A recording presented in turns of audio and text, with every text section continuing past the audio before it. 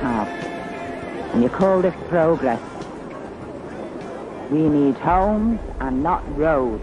One of the areas hardest hit in Liverpool is the Vauxhall neighbourhood. The new roads no longer bring the people together, they keep them apart. And then suddenly everything got knocked down. I mean, it seems to be like The Time Machine, when you watch that film where everything just got knocked down dead quick, and then everything got built, and then suddenly there was all this traffic. Surely to God, someone, somewhere's got to have a heart and stop and look at the people and the damage that it's doing to these people. And it's about time that they were taken into consideration. Well, you know what, I can't understand. How can they consider motor cars before they consider people? On their balconies, the people of Fontenoy Gardens watch the daily surge of traffic on the new flyovers.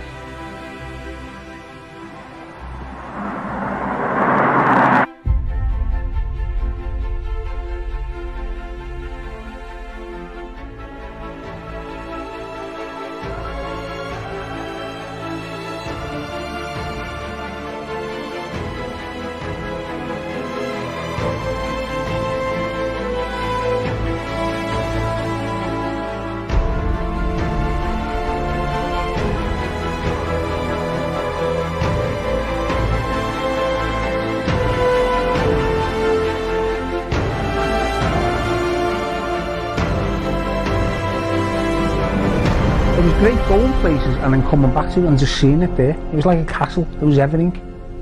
You know what I mean? It was a place where dreams were made in there. Hello and welcome to this week.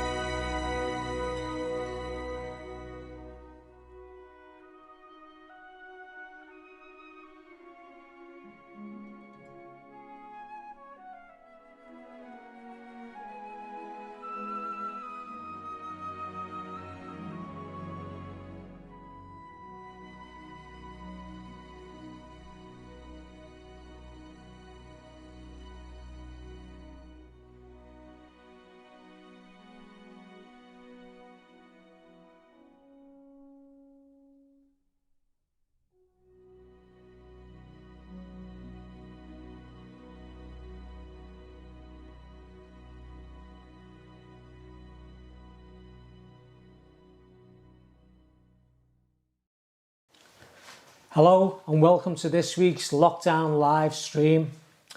Tonight's presentation is Gardens of Stone, a documentary I made in 2007. The film details the rise and fall of the inner city tenements in Liverpool during the 20th century. In particular, the Gerrard Gardens area where I grew up. Press the share button if you have any friends that you think may be interested in watching tonight's live stream. This is the first real documentary that I made and was inspired when I was transferring my old cine film to video. I realised these buildings no longer existed and were in fact demolished to make way for the various road projects within the Liverpool city centre. I didn't know the history of the tenements, so carried out some research into the social housing projects of the interwar years. When I first started work in 1979 and told my colleagues I was from Gerrard Gardens, they would take a step back in horror. Their only exposure to the tennies was driving past them on Christian Street whilst travelling on either the 56 or the L3 bus. They would see gangs of kids playing in the archway and think to themselves, God, I'd hate to live there. So my documentary was made to bring balance to the argument and to actually highlight that these places were fantastic places to live and had a strong sense of community. My parents moved into Gerrard Crescent in 1960 from slum houses in Queen Anne Place. The new flat had all mod cons, but the only heating was the coal fire in the living room, or the kitchen as we called it. You cooked your food in the back kitchen. The flats were very cold in the winter. In fact, one year, my dad's bedroom was so cold that when he opened his wardrobe, his suit had his overcoat on. The film received several screenings, in fact, in 2005, where Jed Fagan's fantastic models of the tennies was also on display. In fact, the model was so good, it's now on permanent display at the Museum of Liverpool, along with a much shorter version of Gardens of Stone. Many of the pensioners from within the area were bussed into the screenings, and it was a very emotional event. In fact, there wasn't a dry seat in the house. As part of the Liverpool Capital of Culture, a gala screening was arranged at the end of 2007, and it's that version of the film that you'll be watching tonight.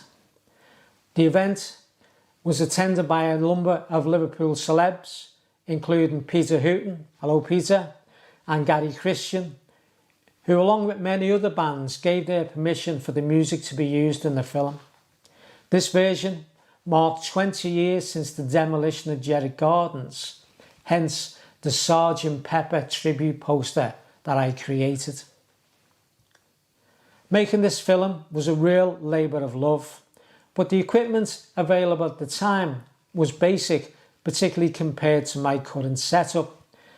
Video editing on a PC was in its infancy, and the need to process the footage overnight often meant I'd wake up to a crashed video file. The film was shot using a very basic camcorder, so the overall quality now looks dated. However, some of the interviews that are captured with the older generation of the tennies are now a real time capsule. Personally, I'd like to pay tribute to the great characters who I interviewed, including Ray Bassino, Ronnie Vallant, Joe Devine and Dolly Lloyd.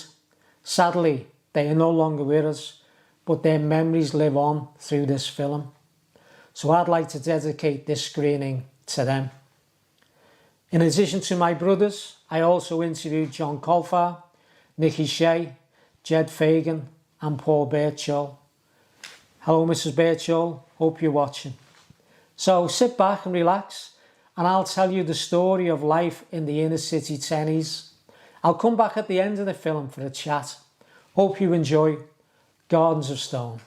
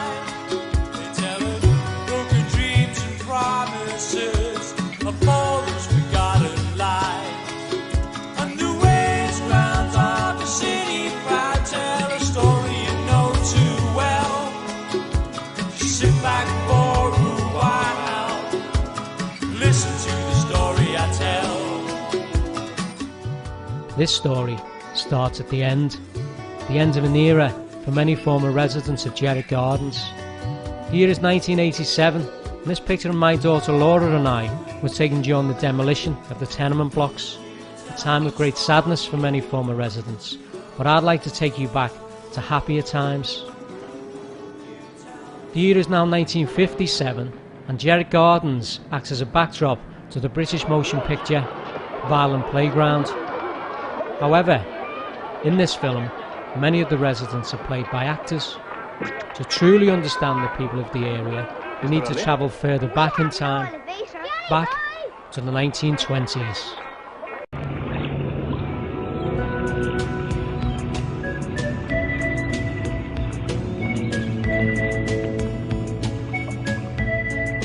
Following the establishment of a commercial dry dock in 1807, Liverpool became one of the fastest growing ports in the world.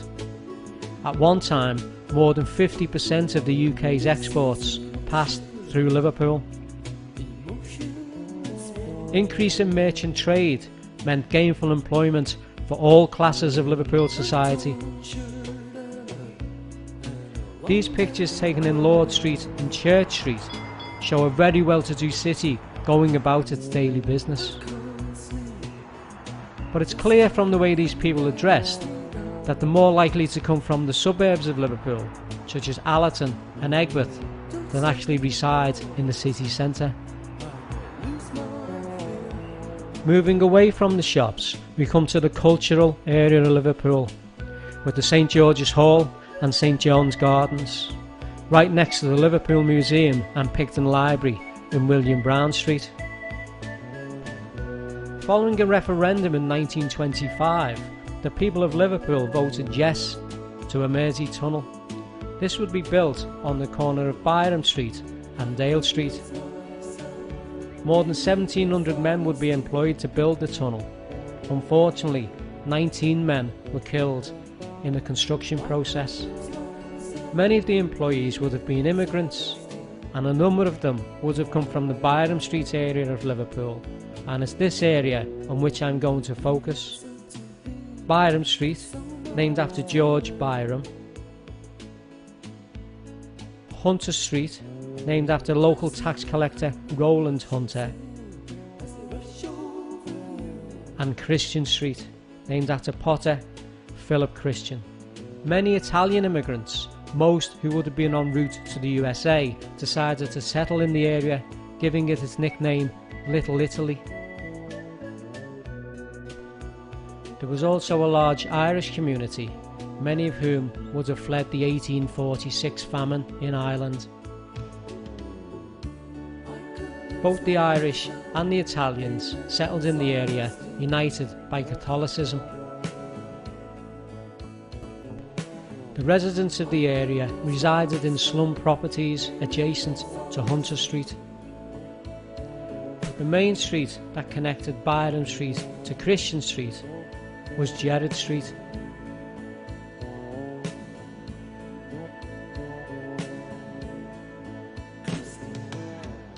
And it was in these streets that children played, workers plied their trade, and communities were made. In the late 1920s, Liverpool, like many major cities in the world, was suffering from a strong depression. Many residents relied on handouts just to survive. It was during these times that the likes of Lee Joneses and the League of Well-Doers were established to look after the city's poor.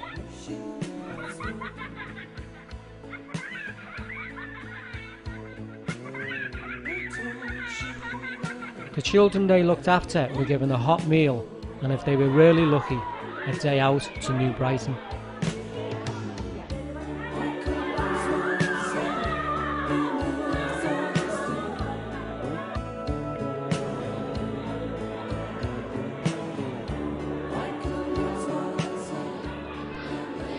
The population of Liverpool has increased significantly, rising from just 75,000 in 1800 to more than 10 times that figure by 1911. In 1832, 1,500 people died following a cholera epidemic. Most of the people who died in the epidemic were from city centre slum properties. It was Dr. William Duncan, who was the first chief medical officer for Liverpool, who established a link between insanitary properties, overcrowding and mortality rates. In 1843, Dr. Duncan published a paper entitled Physical Cause of High Mortality Rates in Liverpool. By 1846, the Liverpool Sanitary Act had been passed. However, 70 years on, and the residents of Gerrard Street were still living in slum properties. If a repeat of the epidemic was to be avoided 100 years later for the residents of Gerrard Street, something had to change.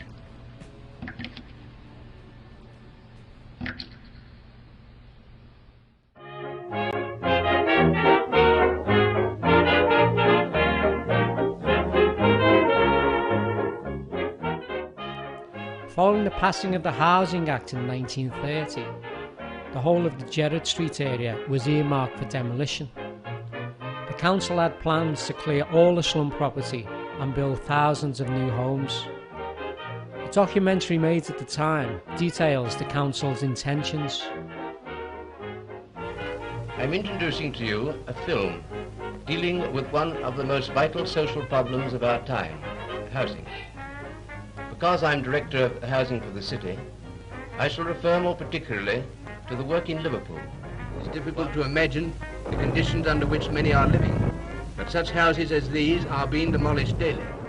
Lancelot Key and his team of architects came up with some bold designs for city centre living. Their streets in the skies tenement blocks offered community housing on land once occupied by slum properties. A design was agreed and work began on Gerrard Gardens in 1935. At the other end of Byrom Street, work was now completed on the Mersey Tunnel. The tunnel cost £8 million to build and was opened by King George V.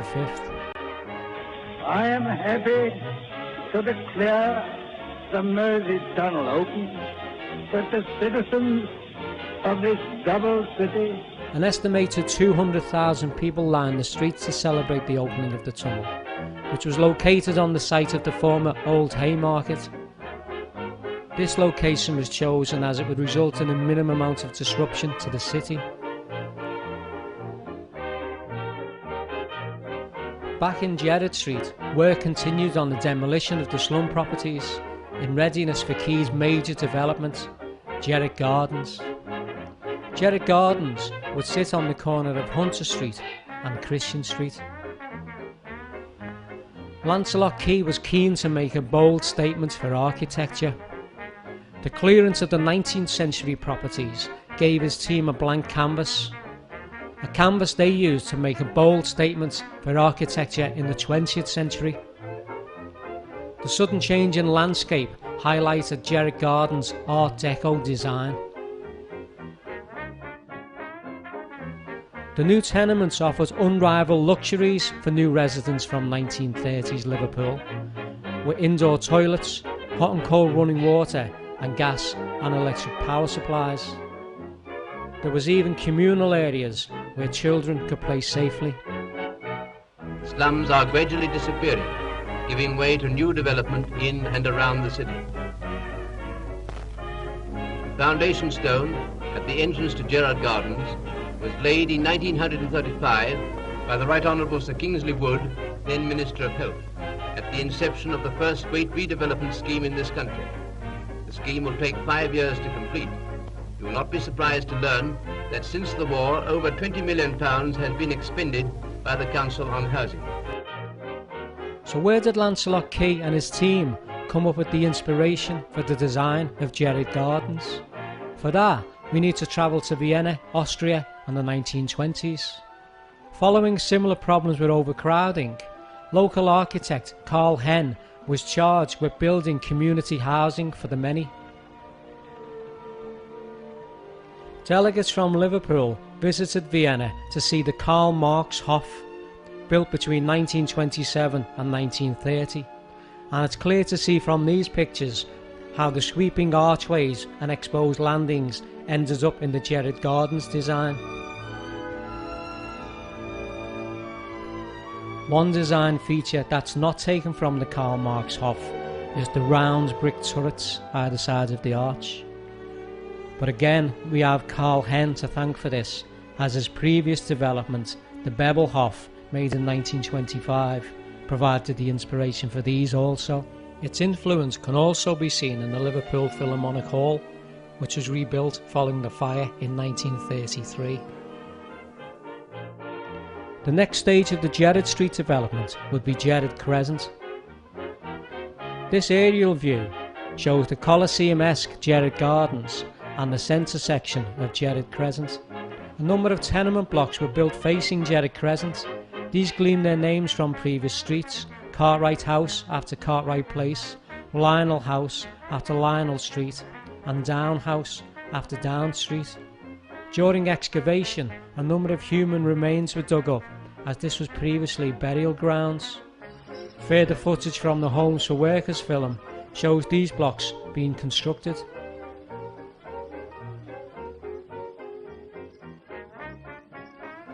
Lancelot Key was born in Eastbourne in 1883. He was made Chief City Architect and Director for Housing for Liverpool in 1925, a post that he held until 1948. During his time in office, he was responsible for the building of 35,000 new homes. But it was Gerrard Gardens that he considered to be the jewel in his crown. The Gerrard Street development was now nearing completion. One more block, Thurlow House, was added along with the end sections of Gerrard Crescent. The final piece of the jigsaw was Gerrard Close. This would be added much later and is a less ambitious design with only 3 stories and enclosed landings. Myrtle Gardens is a scheme of 344 flats, built on the site once occupied by the Botanic Gardens, the rendezvous of Liverpool society for the first 34 years of the last century. The principal courtyard was the site of the Church of the Holy Innocents, which served the Liverpool orphanage. Here there are 2, 3 and 4 bedroom flats, each fully equipped with hot water, baths and a small kitchen scullery where many important household duties can be performed expeditiously and easily. There is plenty of light everywhere, and the decoration has been carried out in bright colours, a pleasant contrast to the drabness of the insanitary properties from which the present tenants have moved. Each flat is provided with a gas washing boiler and facilities for washing clothes. But at Carroll Gardens, tenants can take their washing to a specially gas-heated drying room and call for it in half an hour, ready for ironing. What a boon on a wet day. Children of all ages are well provided for. At Myrtle Gardens, there are over 4 acres of open space. Many a happy hour is spent in the playground. Where these children used to live, the only open space was the road, and you can imagine the anxiety of parents with the dangers of present-day traffic. These playgrounds are valuable amenities that keep fit movement in practice. I know from personal contact with the tenants who move into the new dwellings how much they appreciate the amenities provided for them, especially when they come from insanitary properties. Hot and cold water laid on, wireless plugs, and a variety of methods for cooking. Mrs. Greaves, who lives in Myrtle Gardens, prefers to cook by gas, but I'll let her tell you all about that. As one who has derived considerable benefit through the work of the Housing Committee, I think I should be entitled to speak about the difference it has made in the life of an ordinary housewife like myself. Take this kitchen, for instance. Cooking is quick and easy with a modern gas cooker. I can set it at any speed. The struggle to make both ends meet has ceased, and we are all perfectly happy and healthy. You have seen a little of the work already accomplished. It is the Council's intention that the slums shall be cleared and overcrowding be abated as rapidly as possible. This aerial view gives an excellent idea of the attractive layout of these flats. You have seen how energetically the Housing Committee is discharging its responsibility for housing the workers of the city. Lancelot Key and Liverpool City Council were rightly proud of their new developments. Gerrard Gardens would act as a blueprint for tenement blocks throughout the city, and its DNA can be seen in many flats throughout Liverpool.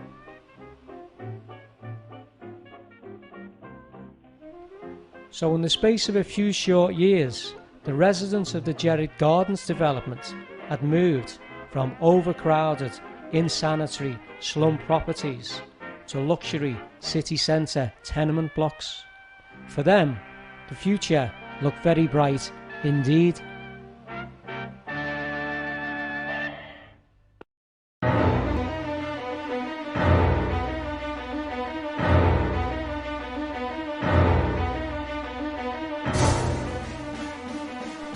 The outbreak of the Second World War would have a significant impact on the people of Liverpool.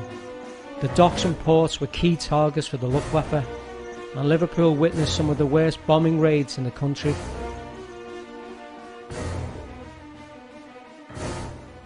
The Mersey Tunnel was used to transport fighter planes during this time. My dad lied about his age and at just 15 joined the HMS Implacable and went to fight in the Pacific.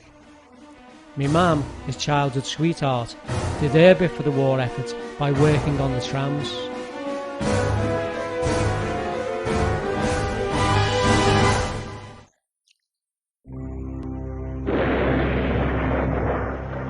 One of the worst bombing raids came in May 1941. This is the area surrounding the Victoria Monument at the top of Lord Street. Miraculously, the Victoria Monument itself survives. More than 1,000 people were killed in Liverpool during the war.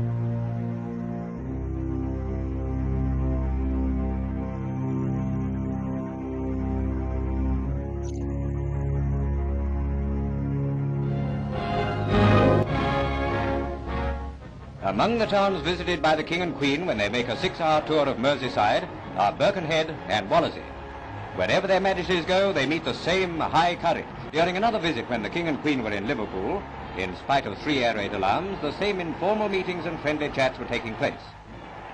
It's part of general conversation these days to hear the other fellow in a voice simply bursting with excitement saying, "Blimey, come and see my place. There's nothing left." Now, Hitler can't win a war against people like that.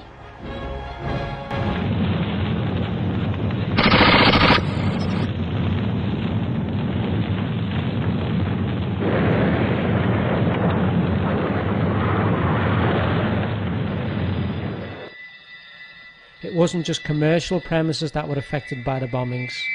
Inner city tenement blocks were caught up in the Blitz. 3 generations of the Doyle family died in Myrtle Gardens, but worse was still to come.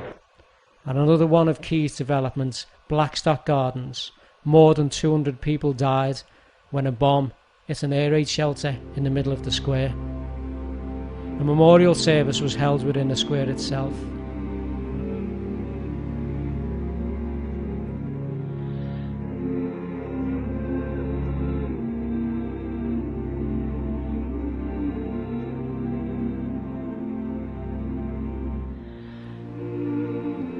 Closer to Gerrard Gardens, the Picton Library and Liverpool Museum were also hit, just 400 yards from Hunter Street.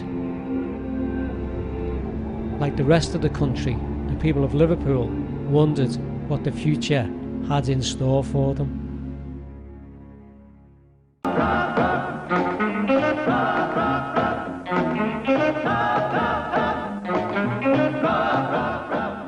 The one thing you can say about the people of Liverpool is they are resilient. Following the war, a major rebuilding programme began with an effort to clear all the bomb sites. Lord Street was completely rebuilt.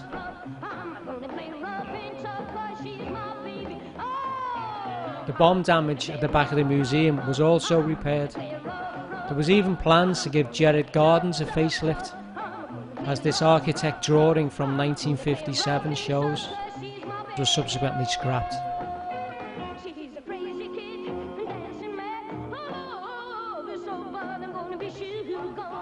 In 1957, Gerrard Gardens was the chosen location for the film Violent Playground.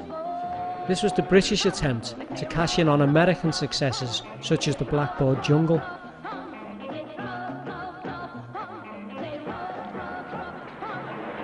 The film starred such notable British actors such as Stanley Baker, Peter Cushing and Anne Haywood. It also included a young David McCallum as the hoodlum Johnny. Everybody knows Johnny. Stanley Baker's character is a local juvenile liaison officer who works on the premise that today's petty thief is tomorrow's criminal. His main task is to keep an eye on the kids during the film. Okay. The film was shot in and around Liverpool and features a subplot in which Stanley Baker's character falls for the sister of one of the hoodlums, played by Anne Haywood.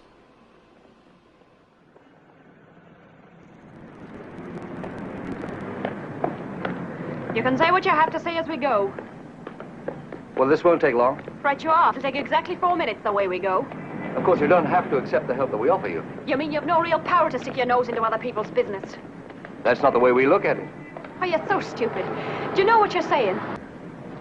I tell you what you're saying. You're saying Kathy Murphy, you and your crook of a father are ruining those children, and we, the big-hearted, flat-footed bluebottles of the city of Liverpool, know the heck of a sight more than you. We and the Beaks. Oh, yeah, the Beaks, too. You've done a very naughty thing, me child. Penal servitude for life. Yes, we, the great we, know how to cope with urchins like your brother. We're not saying that, I promise you.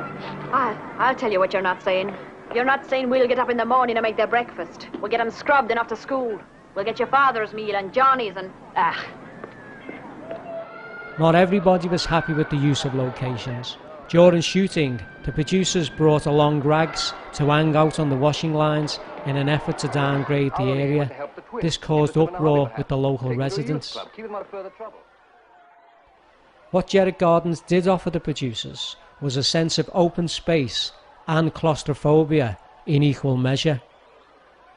Violent Playground was a minor hit in the UK and as a result gained a licence for distribution in the USA and in Europe. Tommy, where is he? However, Where's he hiding? because of the subject matter, the film did not allow the city of Liverpool to be portrayed in a good light on the world stage. But there was something around the corner that was about to change all that. Holy Mother.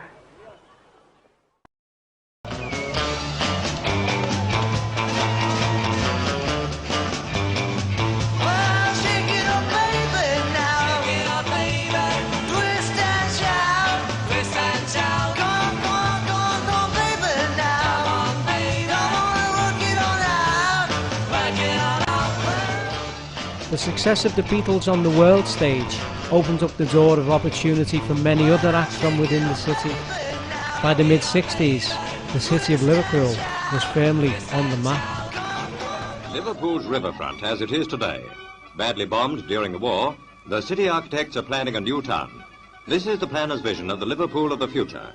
Here is the new riverfront, the Royal Liver, Cunard and Dockboard building. The new flyover crossing takes Ring Road over Scotland Road. And here's Lime Street Station, new version. This is the Civic Centre with Exchange Station in the foreground, part of Liverpool's plans for tomorrow. The kids of Jeddick Gardens did not wear designer labels in the 60s, but they did wear a smile. Simpler times called for simpler pleasures, with a lalio and kick the can the order of the day. I'd like to see someone replicate them on a PlayStation.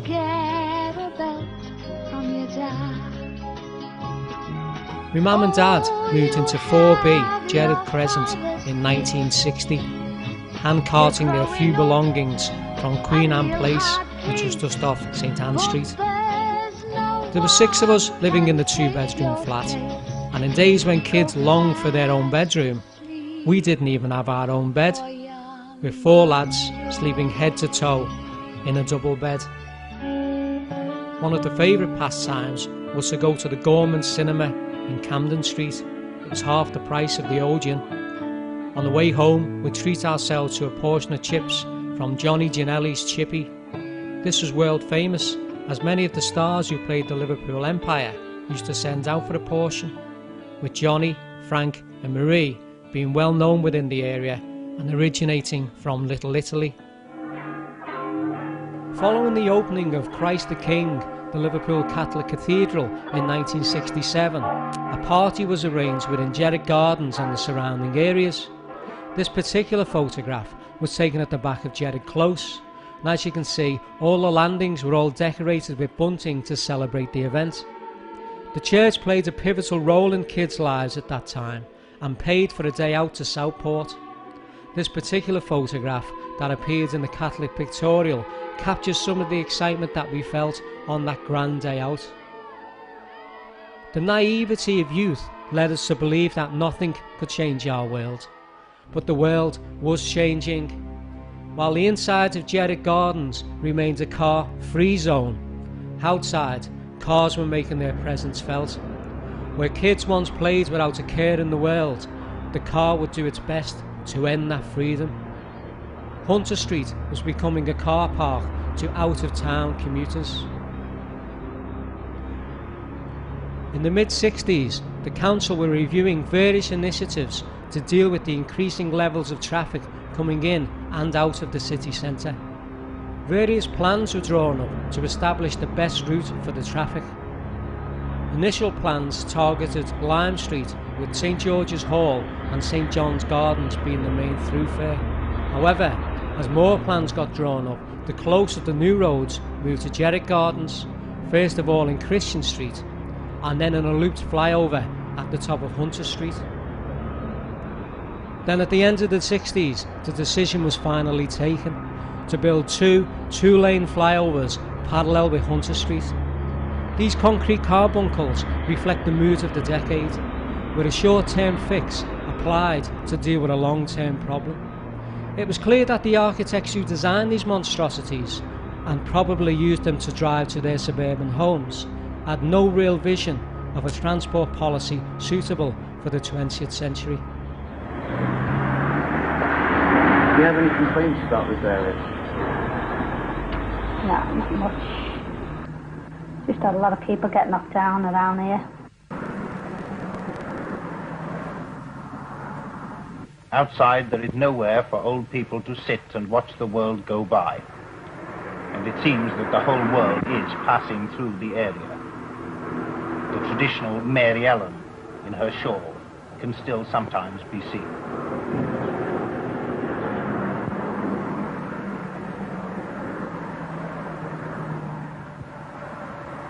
From their balconies, the people of Fontenoy Gardens watch the daily surge of traffic on the new flyovers.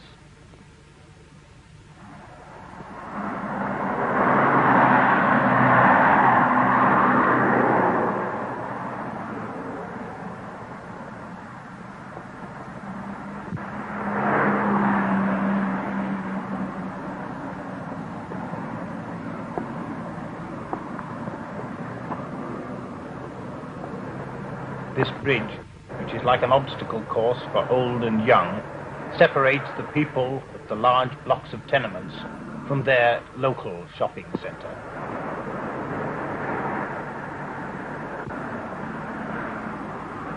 This footage shows the amount of effort required just to cross Byrom Street.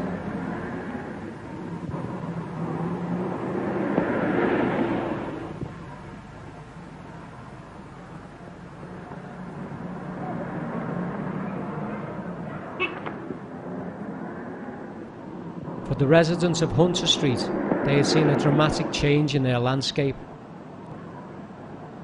with a 4-lane floating motorway now within their vision. But worse was still to come. At the other end of Byrom Street, work had already started on a second Mersey tunnel.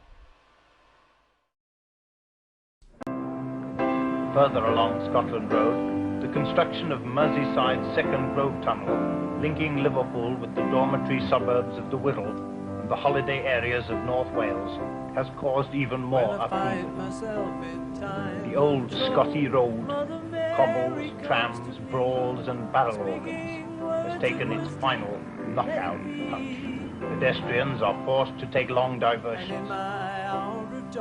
It's likely that the tunnel would have been constructed elsewhere, probably to the south of the city, a more logical traffic route, if it weren't for the anticipated objections of the suburban householders.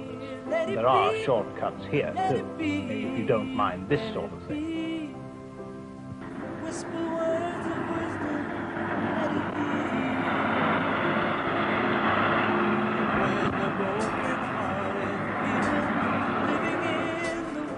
Whilst the entrance into the original Mersey tunnel was quite discreet, the entrances into the new tunnel were anything but, with roads surrounding many of the properties on all sides, including Jerrick Gardens.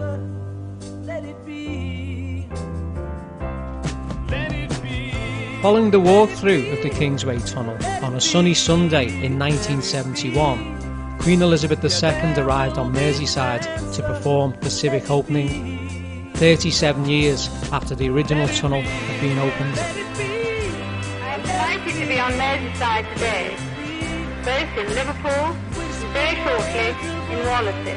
In honour of my father, it is with the greatest pleasure that I declare the second Mersey Tunnel open and name it Kingsway. In the mid-70s I bought a second-hand cine camera for £7.50 and used it to capture some of the faces and sights within Jerrick Gardens and Jerrick Crescent.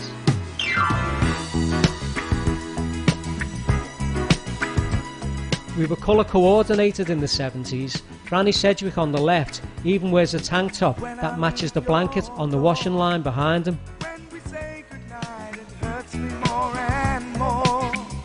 Girl, it just ain't right to end a day like this with no more than a kiss. Spend the night just dreaming of. This is my mum and dad after a Saturday night out in a local pub called Pepper's. Girl, we be together more and more each day. We we'd go on. And this is our Franny, who for a Catholic has got very little rhythm. He embraced the Kung Fu culture of the 1970s, but he was more Bruce Forsyth than Bruce Lee.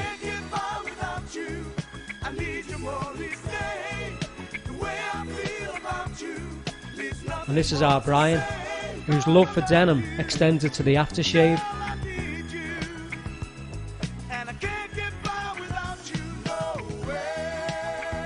And this is our David, who'd been smoking since he was 2.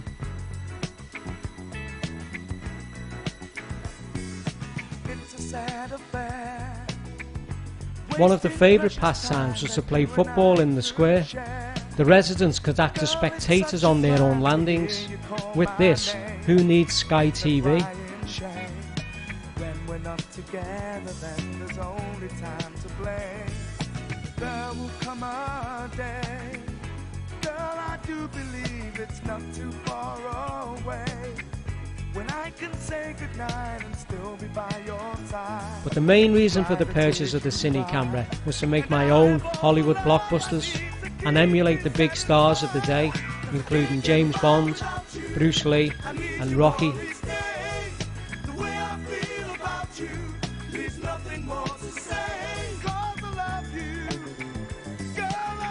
The films became self-financing. When my mum and dad used to go to Pepper's on a Saturday night, I used to invite all the kids from the square to come and watch the screenings. 4B Jerry Crescent became the Odeon for the night, with each kid paying 10p to watch the films. Any profit made on the night was subsequently ploughed into the next big production. But the films also serve a different purpose. They've now become a permanent record to show what we did as kids, and to prove that you can keep yourself entertained with little or no money. But in addition to that, they also capture some of the sights and sounds of the area. This is Jim Moran's shop, which doubles up as Adrian's pet shop in my version of Rocky. And this is the square, and in the background you can see just how close the flyovers were to the tenement blocks.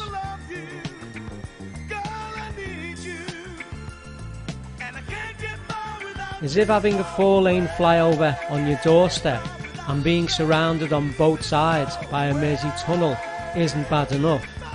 In the late 70s, the council announced further plans for new road developments. The Vauxhall Neighbourhood Council made a documentary in 1978 to highlight the plight of the local residents and the possible impact. Quite all we have. And you call this progress. We need homes and not roads. One of the areas hardest hit in Liverpool is the Vauxhall neighbourhood.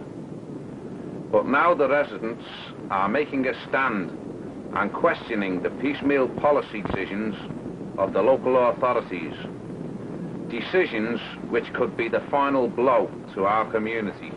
The communities suffered greatly with the redevelopment of Scotland Road and the construction of the Kingsway Tunnel. The construction process made life unbearable. It brought filth and dirt, noise and obstruction. We have been left with a huge area of land around the tunnel entrance, which no one can cross. The tunnel has become a barrier which divides the residents of Grosvenor Street and Juvenile Street from the rest of the neighbourhood.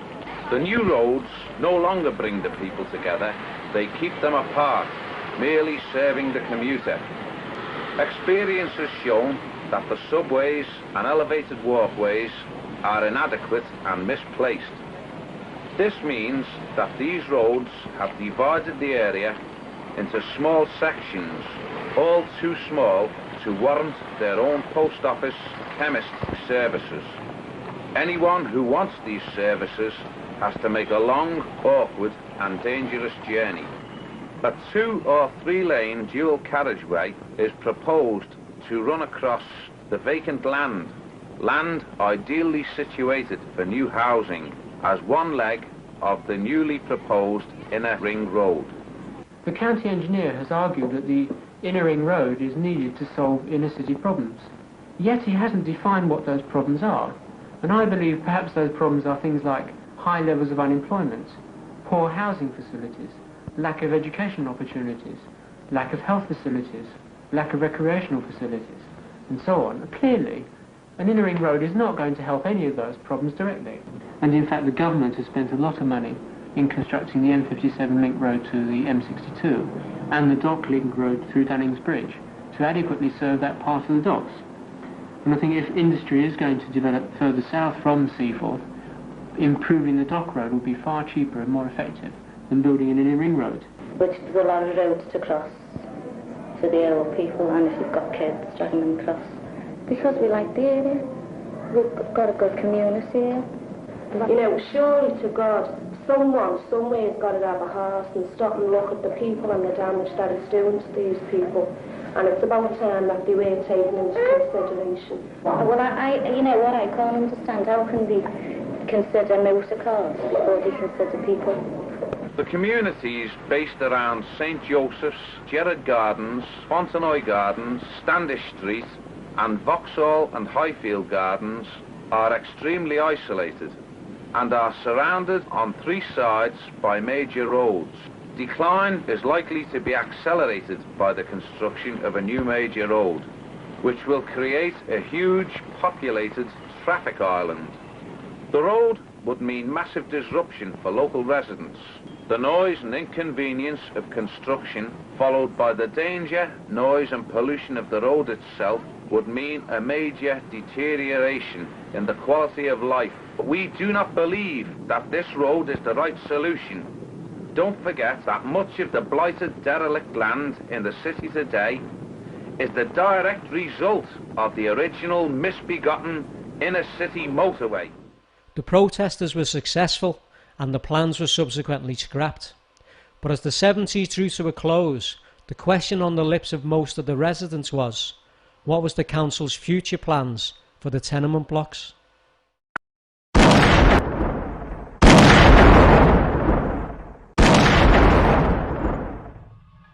The 80s began with the assassination of one of Liverpool's favourite sons when John Lennon was shot dead in New York. It was also to be a turbulent time for the city, both on the national and international stage. If you live on Merseyside and find yourself out of a job, the chances of getting employment is grim. Employment statistics here are the worst since the war. All the threats can come in the world from whoever, and we're still in the business of saying the people elected us in this city to carry out promises, and we're not going to renege on them now. And you end in the grotesque chaos of a Labour council hiring taxis to scuttle around the city, handing out redundancy notices to its own workers.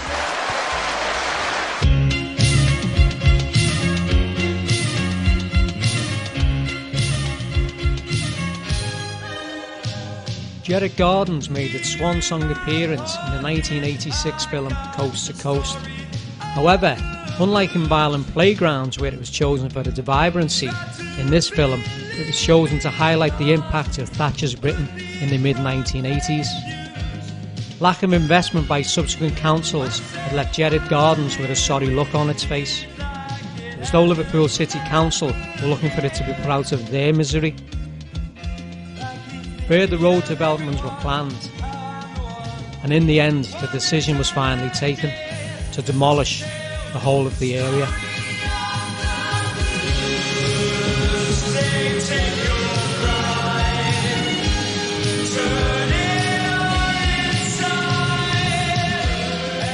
During the demolition, one of the residents had painted Violent Playground 30 years on as a homage to all the good times that had been had within the squares. However, this was misconstrued by some, who mistakenly took it as an insult.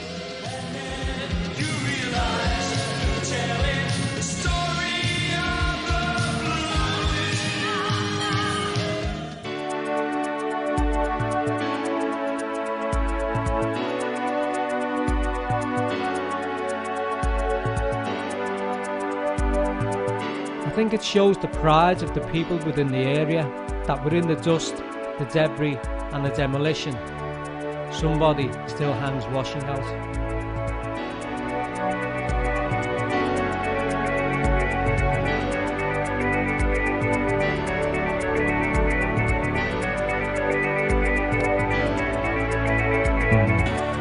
together now. All together now.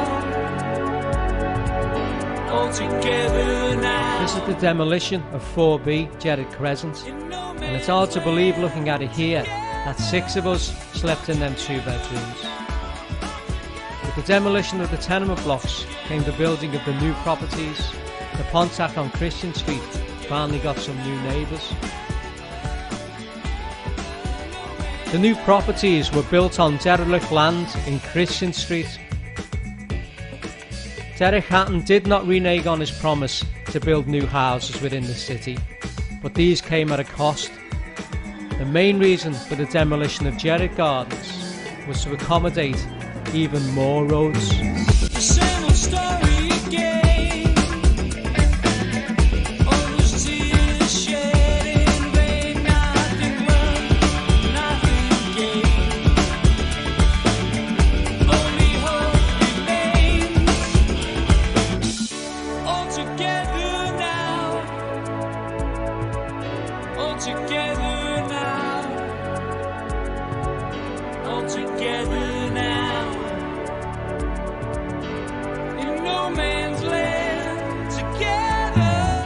One of the last families to leave the area were the Birchalls.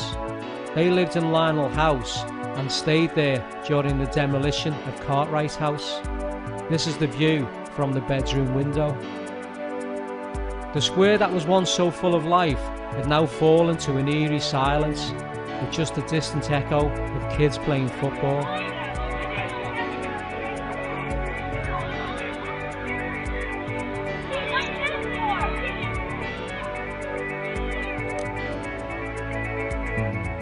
So in 50 short years, Gerrard Gardens had gone from one man's vision of utopia for the masses to a dilapidated demolition site. One can only think that its death was premature.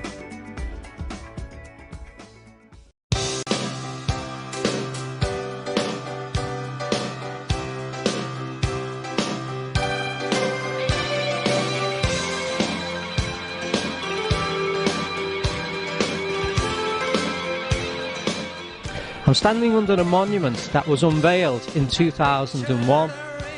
This is a copy of a sculpture that sat over one of the arches in Gerrard Gardens.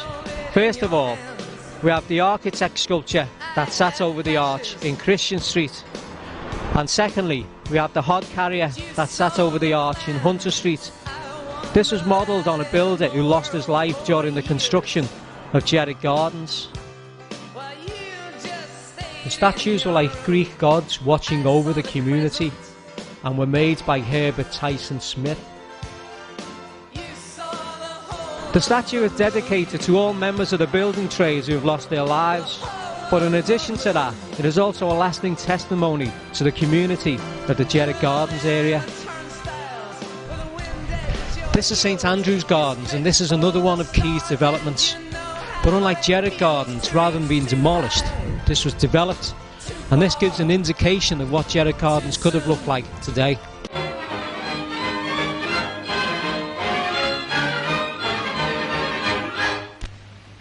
It gives me a very great pleasure indeed in my new office as a Minister of Health to pay my first official provincial visit to the great city of Liverpool.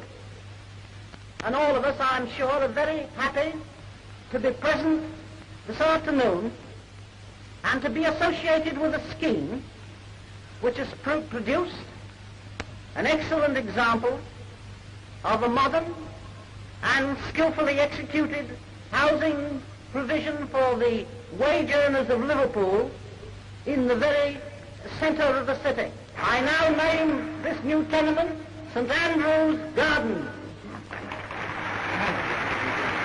St Andrew's Gardens is now occupied by students. It's in the heart of the city centre and the heart of student land. And as these photographs show, the bull ring, as it is also known, can still make a bold statement in the 21st century.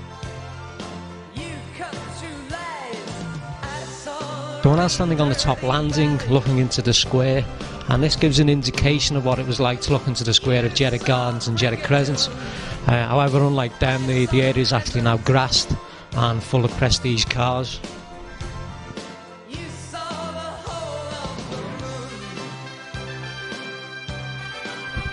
This is St Joseph's Crescent, and this is on the other side of Christian Street, and this is where many of the ex-residents of Jeddah Gardens moved to following the demolition, including my mum, who moved into number 5 St Joseph's Crescent.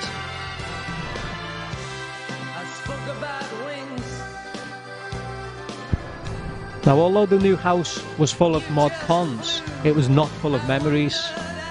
And my mum, like many of the older residents, harked back to the days of standing out on the landing, talking about nothing in particular.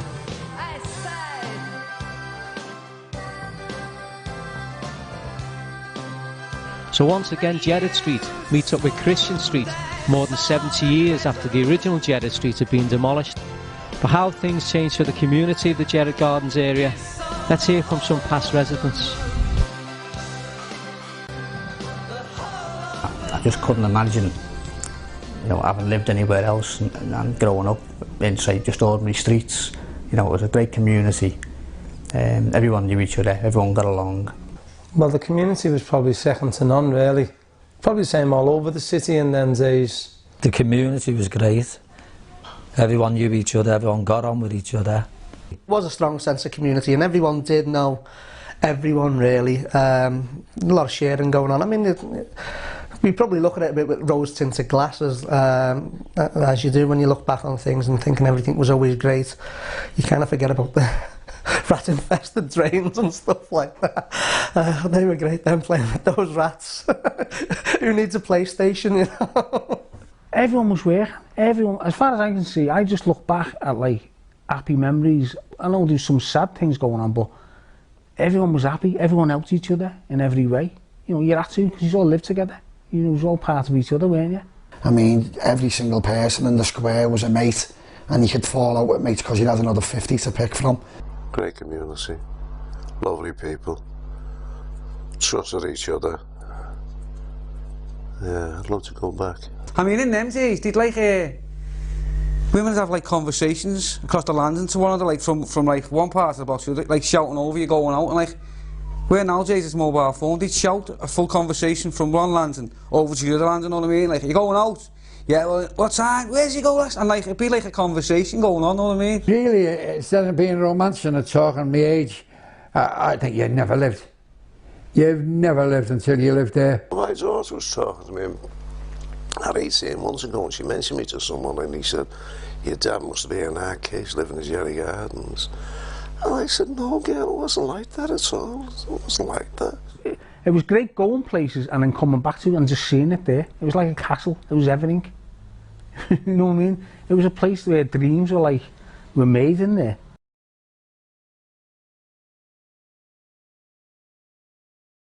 Right, all we have. We need homes and not roads. But what I felt sorry for was the loss of Lawrence Gardens. All them people. Because when I stood in Clayton Square and I was doing the petition, asking people to sign, and I had it there, 40 million in a Green Road, and we won houses. A few of them said, I wished you'd have been around when we got moved, because we moved. We didn't want to leave our community. Me and my brother campaigned. We went around all over the shops, public houses, were getting signatures to stop them, because they was just going ahead of a night, and the old dynamite was going, and kids wasn't getting proper sleep in the school. They'd fallen asleep when they went to school, if you like. And we went around campaigning. We didn't want it. We didn't want it. Like everything else, we never consulted, were we, really? We were, you know, I thought it was this dreadful, really. They should have consulted us, or at the time, the people that run the place, if we had such people, you know, to tell us what was going to happen, what was going to be behind it all. If we knew what was going to be behind it all, I don't think we'd have had that. All these flowers, a load of crap. I mean, once the road started coming into the city, that was the end of the city, because it was like same with Scotland Road. Once they put that road there, it was a motorway. It wasn't a road. It was like the other roads they put round. They weren't roads, they was motorways. So what happened, Paul, was they decided that they were going to build a new tunnel. And at first it was great because it was just a big massive play area for us. Rocks, sands, everything, it was brilliant. As you get a little bit older you realise that this 6-lane internal motorway, if you like, is only 25 yards away from Casimir Street. And this is where kids were expected to grow up in decent health. The flyover and the tunnel, we didn't want these things. Well, obviously I can remember back to the 60s and especially the early 60s when all the old breweries and the old warehouses were on Hunter Street before the flyover come along. It was easier to go out to the square then because there wasn't a lot of cars. I mean, I can remember as far back as 1970, and I think there was one car in our square. It was an Illman Maxi, I think, and the lads who lived further along our land and had it. So that, for all the people that lived in them flats, there was one car in the square. And then the blocking of the tunnel, and one of our people knocked down, throwing over the car when he started up. We all stood we can't do no more, we can't do no more. It was frightening, but thank God she came around. She wasn't hurt all that much, but she came around and she said, no, we continue, Dolly, we carry on. I don't think the roads would benefit for us, because we used to walk down to the tunnel to get a lift to Leeds. So, like, you know, we never had our own transport at the time. You could walk out the square and go up to Sow Street and so on and so forth, and the roads were easy to cross, and then suddenly everything got knocked down. I mean, it seems to be like The Time Machine, when you watch that film where everything just got knocked down dead quick, and then everything got built, and then suddenly there was all this traffic. And I'm coming down and this policeman said, oh, sorry mate, Her Majesty is on her way. I said, if I don't hurry up mate, Her Majesty, that's my wife, my queen, she's got me dinner on the table, so you'll have to forgive me, arrivederci. And he looked at me, oh gee, thought he was going to lock me up. We had the biggest fire in Liverpool, funny enough, in Jeddah Crescent. We used to collect the bomby, store it, and then Jeddah Gardens would come and pinch it off us, store it where they didn't think we knew where it was. So when they were in bed, we'd go back round, pinch it back off them, and we actually had people sitting up during the night. Bonfire night was the big night of the year when you were a kid. All the different areas around the one main area would try and outdo each other. I always remember one bombing night. So my dad said, you have to come in now. And I went in, and my brother Franny, he knocked on the door, and he just had blood coming down like that. He looked like Christ come off the cross. What has happened is, what they do, they just let the door, instead of saying watch it, they throw the door just comes down and hits him on the head like that. And he looked like Christ. No, the Passion of Christ, he's all the blood there. Our bombing was nicked by Jeddah Gardens. So my ma, accompanied by about 35, 40 kids, went on the march right through Jeddah Gardens and said, right, that's ours, that's ours. And all the kids brought it all back. And all, you know, all the gardens were just standing there. And then you'd walk them there and you walk up, I don't know, and Grace Ormond Street, whatever, they had about fire, you know, and you go and have a look at theirs, you know, Fontenoy Gardens, you go and have a look at theirs.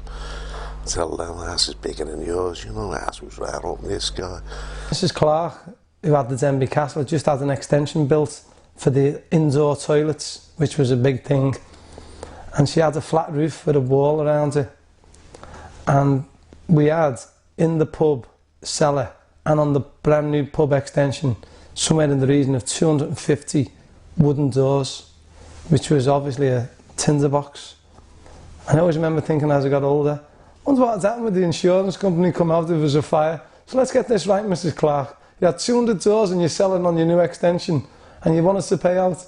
But we had an absolute massive bonfire that year. It was enormous. And regardless of what your Franny says, I still think that was the one. Have you got any balmy wood for the fire? And he said, yeah. And he swung a celly over the land, and that's it, isn't it? And the celly blew up. But then the bravest of us would get up on the top landing, on the wall. So you can imagine you standing on the wall of the landing and then get up onto the roof. And yeah, the blocks, the flat part of the roof was usually over the stairwell. And that's where they store all the wood out of the way of prying thieves from other blocks. It was like there was no fights or nothing like that. It was just like, well, get your bommy, and that's the way it went on. Probably 10:30, there'd be the dying embers, some lads still left standing round it, poking the fire with a stick, trying to keep it going. But all that would be there now would be an old bed spring, maybe a pram frame that was never going to burn. And the next morning, when you come out onto the landing on your way to school, the realisation that your football pitch had gone, because it was just a circle of melted tar. Because people were illiterate, you know, the majority of them, therefore they could not write their own surname or name, and putting down what makes sense phonetically to the British officer. I think, for example, one name that I had the opportunity to discuss about, Mr. Bocchino, Bacchino, it could have been spelled, or even Bacino. Couldn't speak English, never mind spell it. So they had trouble there. That's where they had a lot of trouble. Ben Johnson Street, my family lived in, which is by Gerrard Street. And there's a big Italian community there. My grandfather had the first organ, you know, the organ grinder, what you say. And then later on, he made them and sold them. Hunger more than anything. People were, and when they came here, they were very grateful to get here. And my Mike talking about New York, even here in itself. They were sending the children to work or to learn, I don't know, a job, or in what it was considered a better world. My father was in Donald's corner. And when you see the films, yeah, at the rank, well, that fella in the big disc, that's Bombardier Billy Wells. He used to be a heavyweight boxer. And he was refereeing Don Valant in a fight. I don't know what it was, Pudsey Street or Bixter Street Stadium. And it wasn't going too well. And Don Valant lost on points.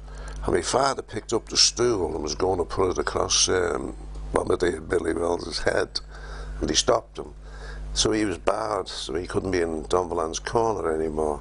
He was the first man in Liverpool to get a boxing licence. You know that? That's been Pudsey Street and everything. My uncle. Now, his family were from Naples. Because he's only a featherweight, so there's no big knockouts and all like that. They boxed 15 rounds. But at the end of the fight, he played his mouth organ. And he'd be in the middle of the ring after his fight playing his mouth organ. That's why everybody took to him. That's why everybody remembers Don Valant, loves Don Valant. And when they turned around and said, this is to them, oh, I felt very proud. Very, very proud. I really did. And there's some great works in the city. And so again, our culture has penetrated in the culture of Liverpool with a few aspects, and this is what has made Liverpool so cosmopolitan, so diverse.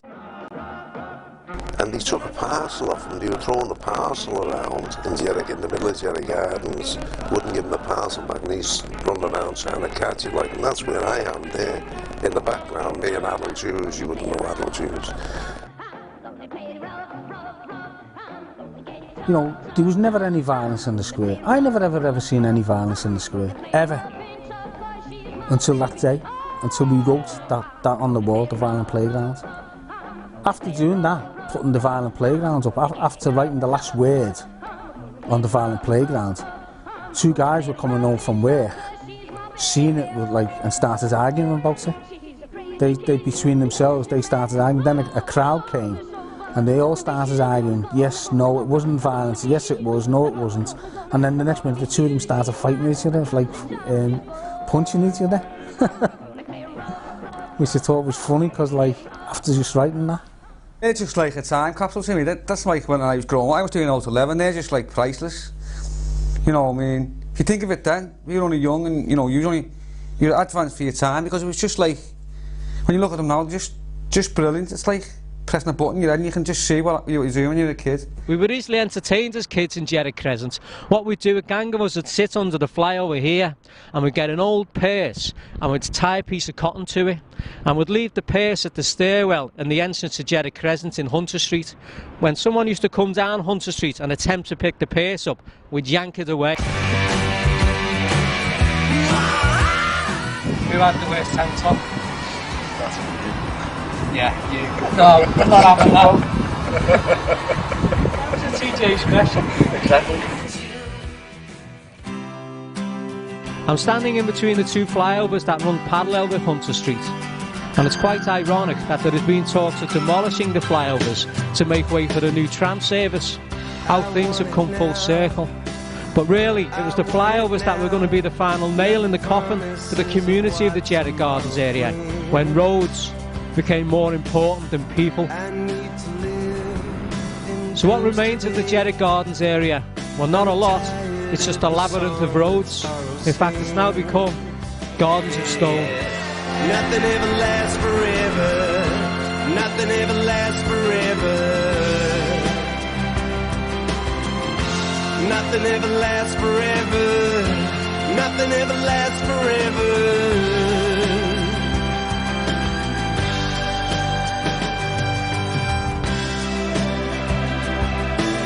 So there you have it, a potted history of Jerry Gardens and the surrounding area.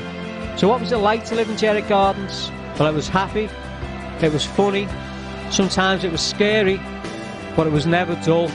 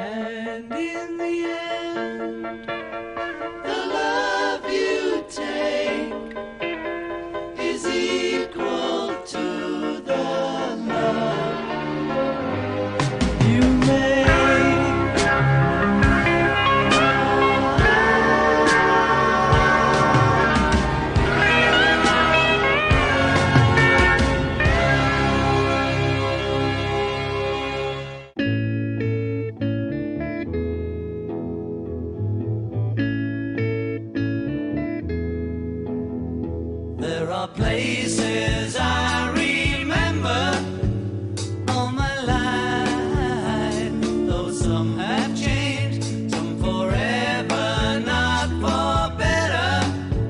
Some have gone and some remain. All these places have their moments with lovers and friends I still can recall.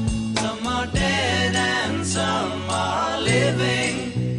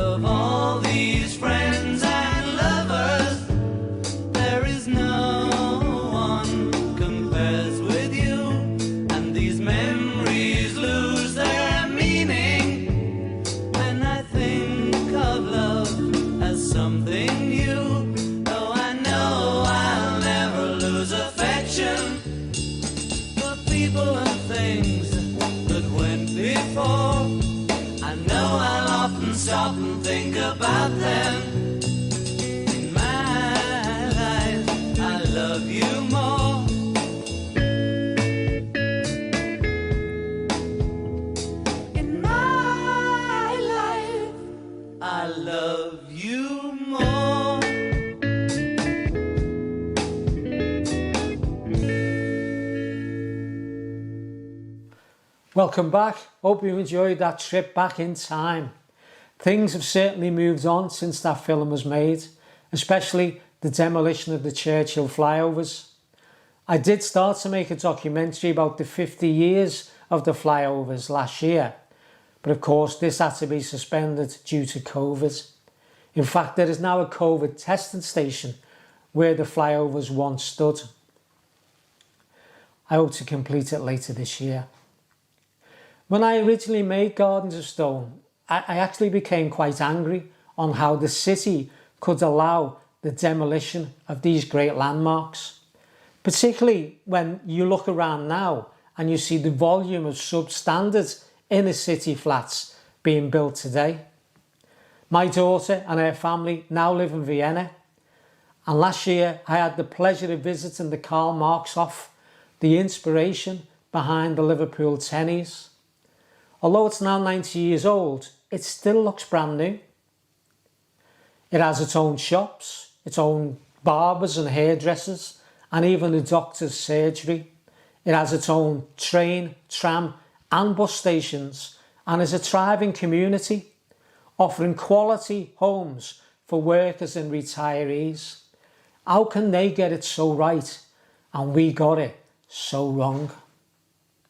I've really enjoyed hosting these lockdown film nights, and although this is the last one, anybody who wants to see any of the previous films that I've screened during the lockdown nights, including Cavern Mecca, Rebirth of the Beatles, The Tennies Go to Hollywood, and Who Do You Think You Are, The Sudbury Family, they're available to watch on the Creswood Media Facebook page. My next film project is Liverpool Landmarks.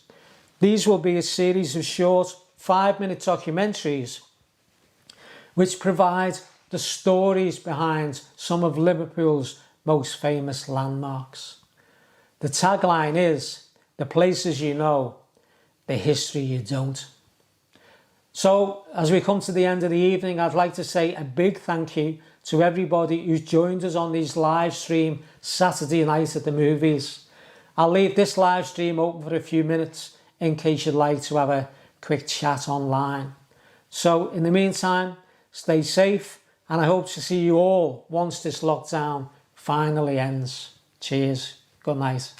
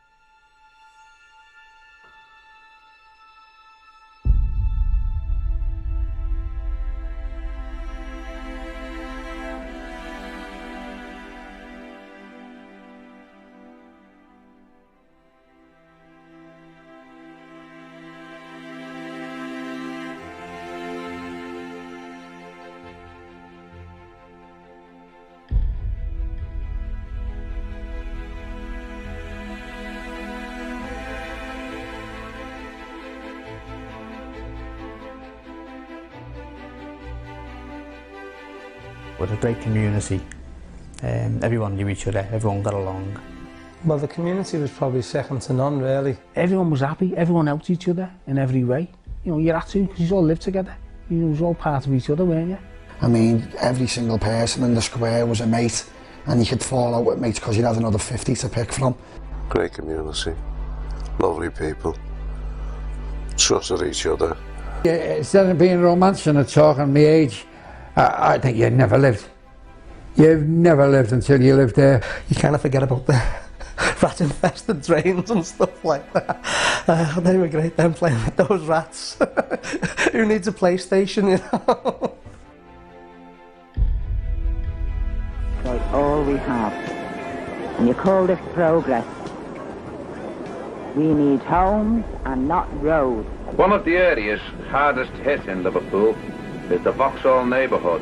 The new roads no longer bring the people together, they keep them apart. And then suddenly everything got knocked down. I mean, it seems to be like the time machine. When you watch that film where everything just got knocked down dead quick, and then everything got built, and then suddenly there was all this traffic. Surely to God, someone, somewhere has got to have a heart and stop and look at the people and the damage that it's doing to these people. And it's about time that they were taken into consideration. Well, you know what, I can't understand. How can they consider motor cars or they consider people? On their balconies, the people of Fontenoy Gardens watch the daily surge of traffic on the new flyovers.